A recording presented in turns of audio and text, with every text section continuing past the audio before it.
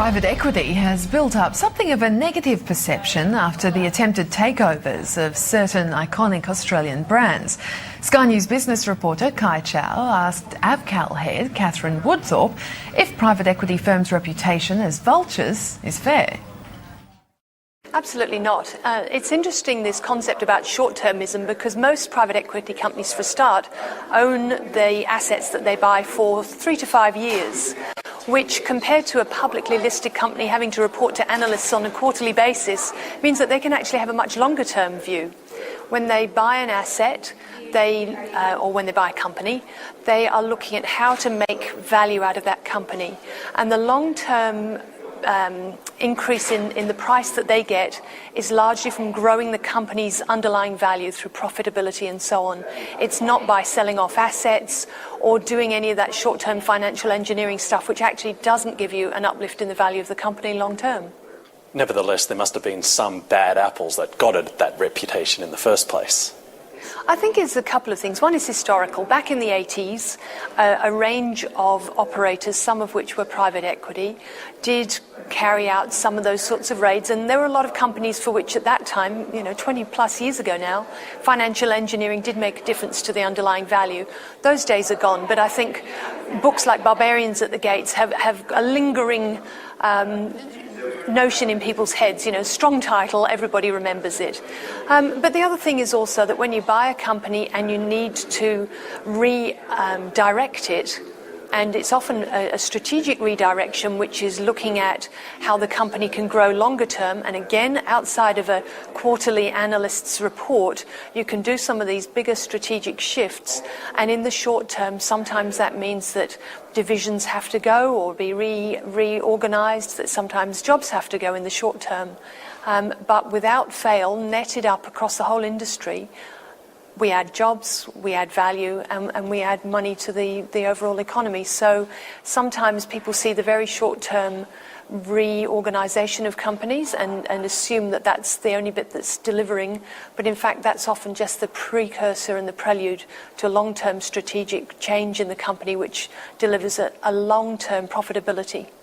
Okay. And profitability adds jobs. So if private equity is in it for the long term, what are its advantages over, say, a listed company in terms of rescuing a business? It's interesting. There's, I think, something that's really important to understand is that private equity is appropriate for some companies some of the time. And so people who have in the past mooted that, private equity is going to buy every company on the stock exchange don't understand that there's a lot of companies that are very suited to the stock exchange. However, there are some companies, and more often, in fact, it's been divisions of companies, not whole companies. In fact, only 10 companies netted up over the last 5 years have been completely delisted by private equity. More often, someone like a Myer or a Bradken have been a division of a company. They've been either not strategic anymore to the overall growth of the group, or they need capital and the group can't afford to put capital into them.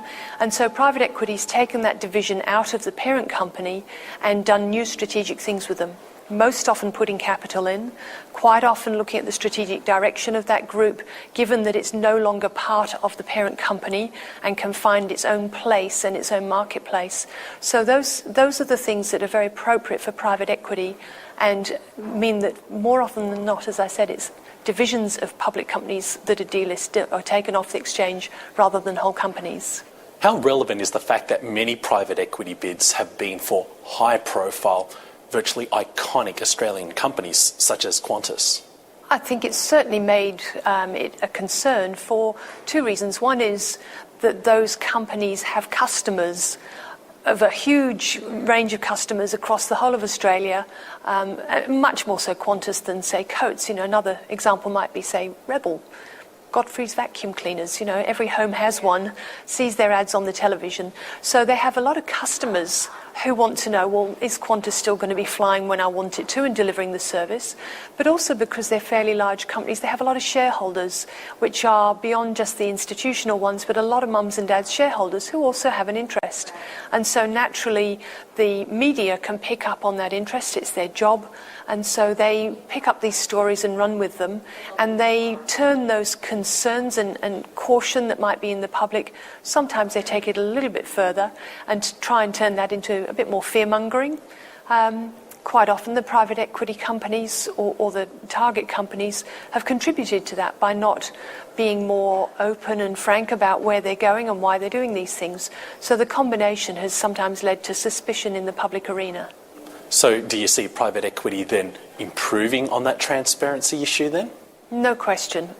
We learnt certainly over the last 2 to 3 years that it's very important for all the stakeholders to be alongside you on the journey. It's no use having the unions tugging one way, the shareholders deciding they don't want to sell the company to you, or any of the other important stakeholder groups acting against you. So more and more it's been obvious, and I think Maya's a glowing example of this, it's been obvious that to work with all of those groups and to bring them alongside you, you need to be more transparent and more open about what your plans are. Are the current tight liquidity conditions an opportunity or a threat for private equity?